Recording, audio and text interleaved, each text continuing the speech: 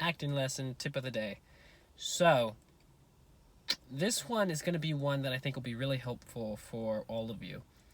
And what it is when you're going through a script, whether that be for a television show, a movie, or a play, break everything down to the simplest step. You may have learned some things where you have to find every little single possible thing within the script, and you're going through and you're finding everything, which is something that's not bad. That's good to do. But what you want to also incorporate, and I think initially what'll be more helpful, is if you just break everything down to the simple basics at first. Where am I? What's going on in the scene? What am I saying? Before you start worrying about, do I feel this way? This is how I feel. This is how the other actor's definitely going to feel, which is, by the way, don't ever assume what the other actor's going to do, because they'll always surprise you in either a good way or a bad way. And you don't want to rely on them to create what's going to happen for you. But break everything down to the simplest step. Just really find, what are you saying? Where are you at? Maybe it could be what time of day it is. It could be if you're at home, and depending on what character you play, if you have other people in the house and you're at home and it's 4 o'clock in the morning and you're doing a scene, well, in that moment, depending on the character and the moment in the scene, you may not be talking very loud.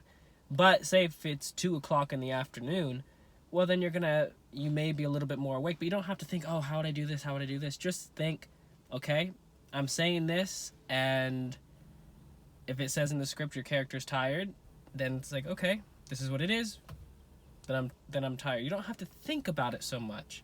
Of course, if it's not happening, it's not working, then there's other things you have to do to try and get into the character and get into the moment. But for the most part, when you're working, break everything down to the simplest form.